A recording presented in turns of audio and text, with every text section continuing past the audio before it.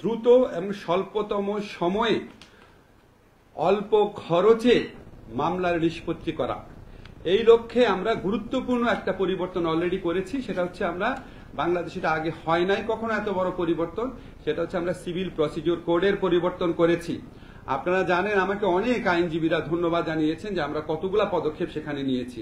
আপনারা তো জানেন সেই বিধানগুলো আর কি। সেকেন্ড হচ্ছে আমরা ফৌজদারি কার্যবিধির অ্যামেন্ডমেন্টের কাজ দ্রুত এগিয়ে নিচ্ছি। আশা করি আমরা আগামী 1 মাসের মধ্যে এটা আমরা আইন আকারে পাশ করতে পারবো। এটা নিয়ে আমরা একটা কনসালটেশন করেছি, আর একটা কনসালটেশন অতি দ্রুত করব। তো প্রথম লক্ষ্য ছিল দ্রুত এবং স্বল্প খরচে মামলা নিষ্পত্তি করা। এটার লক্ষ্যে আমরা সিপিসি এবং সিআরপিসির অ্যামেন্ডমেন্ট করেছি। সেকেন্ড যে লক্ষ্য সেটা হচ্ছে ন্যায় বিচার নিশ্চিত করা। এটা খুব কঠিন কাজ।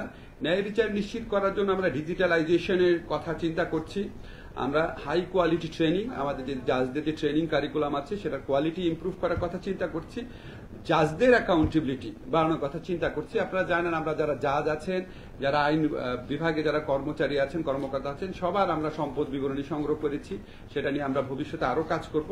এছাড়া আমরা আইনজীবীদের সাথে সহযোগিতা, ওনারা অনেক সহযোগিতা করছেন আমাদের, ওনাদের সাথে সহযোগিতা করে আমরা দ্রুত ন্যায় বিচার নিশ্চিত করার যে আমাদের সেকেন্ড লক্ষ্য, সেটা পূরণ করার চেষ্টা করছি। আমাদের যে থার্ড লক্ষ্য সেটা হচ্ছে মামলার অভিশাপ থেকে মানুষকে মুক্তি দেওয়া। এই থার্ড লক্ষ্য পূরণ করার জন্যই আমরা আইনগত সহায়তা প্রদান যে সংস্থার অধীনে যেই সংশ্লিষ্ট আইনগুলো আছে সেই আইনগুলোর পরিবর্তন করতে যাচ্ছি। আজকে সেই আইনগত পরিবর্তনের মাধ্যমে সরকারিভাবে আইনগত সহায়তা, আইনগত সেবা দেওয়ার প্রক্রিয়া আমরা আরো অনেক দক্ষ, কার্যকরী, দ্রুত করার লক্ষ্যে কিছু পদক্ষেপের কথা চিন্তা করছি। সেগুলি প্রেজেন্ট করা হয়েছে। এখানে আমাদের যারা আইনগত বেসরকারি পর্যায়ে যারা আইনগত সহায়তা প্রদান করে থাকেন, আমাদের যারা সিনিয়র আইনজীবীরা আছেন, আমাদের যারা লিগ্যাল এইড কর্মকর্তারা আছেন, ওনারা সবাই ইনপুট দিয়েছেন। সবার কাছে আমি অশেষ কৃতজ্ঞতা জানাচ্ছি। আজকে ছুটির দিনে আপনারা সবাই আমাদের আহ্বানে আসছেন। ইউএনডিপির পক্ষ থেকে আসা হয়েছে, আমাদের যে জার্মানির নাম কি, জিআইজেড এর পক্ষ থেকে এসেছেন, সবাইকে অনেক ধন্যবাদ। আইএলওর পক্ষ থেকে এসেছেন, ধন্যবাদ সবাইকে। আমি শুধু আজকে আমাদের লক্ষ্যটাকে আপনাদের সাংবাদিক ভাইদের সহায়তার জন্য একটু খুলে বলছি। আমরা আপনার এই আইনগত এই সহায়তা সংস্থাতে যখন আসলাম, প্রথম মিটিং করার পর আমি জানলাম যে ওনারা বাংলাদেশে 5 লক্ষ মামলা হয় প্রত্যেক বছরে, অ্যাভারেজে।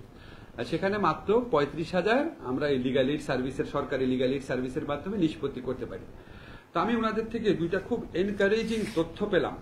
সেটা হচ্ছে কোর্টের তুলনায় সরকারি লিগ্যাল এইড অর্গানাইজেশনগুলো যে নিষ্পত্তি করে থাকে মামলা বিরোধের, সেখানে 1 সময় লাগে। সরকারি লিগ্যাল এইড সংস্থার মাধ্যমে যে আইনগত প্রতিকার দেওয়া হয় সেটা আদালতের তুলনায় 1 সময় লাগে রাফলি। সেকেন্ড হচ্ছে এই সরকারি লিগ্যাল এইডের মাধ্যমে যে বিরোধ নিষ্পত্তি হয় সেগুলি 90% ক্ষেত্রেই তারা সন্তুষ্ট থাকে, তারা আদালতে যায় না।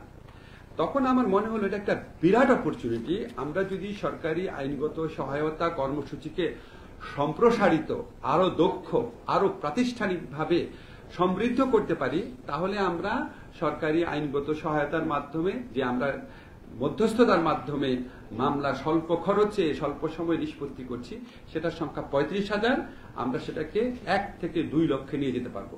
1 লক্ষ তো অবশ্যই পারবো, আমাদের টার্গেট হচ্ছে 2 লক্ষে নিয়ে যাওয়া। আপনারা চিন্তা করে দেখেন, যদি আল্লাহর রহমতে আমরা 2 লক্ষ মামলা এখানে নিষ্পত্তি করতে পারি, তাহলে প্রত্যেক বছর মামলা দায়ের পরিমাণ সেটা 40% কমে যাবে। তো এই জন্য আমার কাছে মনে হচ্ছে এটা একটা অপার সম্ভাবনার জায়গা। এখন এই ব্যাপারে আমার তো তেমন এক্সপার্টিস নাই। আমি এই জন্য আমাদের যারা আইন বিচার বিভাগের কর্মকর্তারা আছেন, জাতীয় আইনজীবী সংস্থার যে পরিচালক আছেন এবং মাসুদা ওখানে অনেক বছর ধরে কাজ করছেন, সবার সাথে কনসাল্ট করে আমরা আইনগতভাবে পরিবর্তনগুলো করেছি। পরিবর্তনগুলো কি কি? পরিবর্তনটা হচ্ছে মূলত আমরা যে জাতীয় আইনগত সহায়তা সংস্থা আছে, এটার আন্ডারে যে আইনগত সহায়তা দেওয়া হয়, প্রত্যেকটা জেলাতে 1 জাজ আইনগত সহযোগিতা দিতেন। তা আমরা সেটাকে 3 জাজে পরিণত করছি। 2 হচ্ছে এক্সিস্টিং জাজ যারা কর্মরত আছেন, আরেকজন হচ্ছে অবসরপ্রাপ্ত জেলা এবং ডিস্ট্রিক্ট জাজ। কেন আমরা অবসরপ্রাপ্ত জেলা ডিস্ট্রিক্ট জাজরা আনলাম? কারণ ওনাদের সুদীর্ঘ অভিজ্ঞতা আছে, আর মানুষের একটা কনফিডেন্স আছে। মানুষ যদি মনে করে একজন অবসরপ্রাপ্ত জেলা এবং জেলা এবং দায়রা জাজ আমার মামলাটা নিষ্পত্তি করে দিচ্ছে, ওনার একটা কনফিডেন্স ফিল করে। এটা হচ্ছে একটা মৌলিক একটা বিধান সংযোজন করা। সেকেন্ড হচ্ছে খুবই ইম্পর্টেন্ট যেটা, সেটা হচ্ছে অনেকগুলো মামলা এখন কিন্তু আপনার মধ্যস্থতার জন্য যে আশা সেটা হচ্ছে ভলান্টারিলি করে পক্ষরা, কিন্তু আমরা বলছি কি মধ্যস্থতার জন্য আশাটাকে আমরা ম্যান্ডেটরি করে দিচ্ছি ছোট ছোট মামলার ক্ষেত্রে। যেমন আপনার চেক ডিজঅনারের মামলা 1 লক্ষ 1.5 লক্ষ টাকার মামলা থাকে, আমাদের যারা কৃষক সম্প্রদায়ের লোকজন আছেন, অসচ্ছল লোকজন আছেন, তারা অনেক অনেক ভোগান্তির শিকার হন এসব মামলার জন্য। সেগুলি তো আমরা মধ্যস্থতা করে শেষ করে দিতে পারি। পারিবারিক যে বিরোধ সেগুলি আমরা মধ্যস্থতা করে শেষ করতে পারি। কম্পাউন্ডেবল কিছু ছোট ছোট ফৌজদারি অপরাধ আছে, নামই কম্পাউন্ডেবল, আপোষযোগ্য। আপোষযোগ্য হলে আপনি ম্যান্ডেটরিলি আপোষ করতে আসেন, ম্যান্ডেটরিলি বা বাধ্যতামূলকভাবে যে আপোষ করতে যিনি আসছেন উনার কিন্তু মামলা করার অধিকার কেড়ে নেওয়া হচ্ছে না। উনি যদি মধ্যস্থতায় সন্তুষ্ট না হন উনি অবশ্যই মামলা করতে যেতে পারবেন। মামলা করতে তো যেতে পারবেনই, উনার যে তামাদি কয়েকদিন সময় মধ্যস্থতার জন্য ব্যয় হলো ওই সময়টাও উনাকে এক্সট্রা দেওয়ার বিধান থাকবে। কাজে আমরা মধ্যস্থতার জন্য আশাটাকে বাধ্যতামূলক করছি, মধ্যস্থতার রায় মেনে নেওয়াকে বাধ্যতামূলক করছি না। ঠিক আছে, কাজে এটা কারো কোনো অধিকার কেড়ে নেওয়ার ব্যাপার এখানে থাকছে না। থার্ড যে আমরা মেজর চেঞ্জটা করতে যাচ্ছি, এটা দুইটাই মেজর চেঞ্জ। থার্ড আমরা মেজর চেঞ্জ যেটা করতে যাচ্ছি যে আগে লিগ্যাল এইডের যে সিদ্ধান্ত সেটা বাস্তবায়নে একটু অনিশ্চয়তা ছিল, এখন আমরা সেটাকে বলবৎযোগ্য করার মাধ্যমে এটাকে আরো নিশ্চিত করতে যাচ্ছি, যাতে এটা আপনার কেউ যদি একটা পক্ষ আমি মধ্যস্থতা মেনে গেলাম, সিগনেচার করে গেলাম, কিন্তু বাস্তবায়নের সময় আমি সহযোগিতা করলাম না, ওই সহযোগিতাটা যেন পাওয়া সম্ভব হয় সেই ব্যবস্থাটা করতে যাচ্ছি।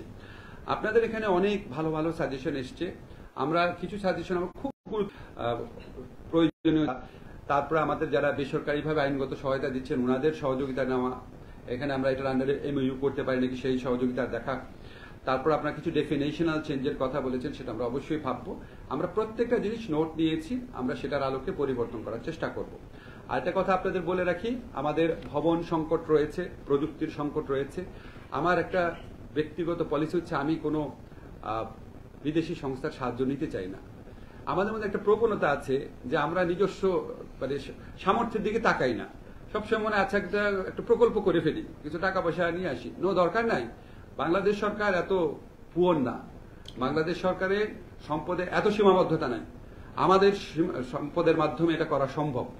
আমাদের এই অভ্যাসটা পরিত্যাগ করতে হবে, কিছু হলে একটা প্রজেক্টের কাছে যাওয়া, ওনাদের কাছ থেকে আমরা পরামর্শ নেব, আমাদের ওনাদের কাছে কোনো টাকা নিতে চাই না।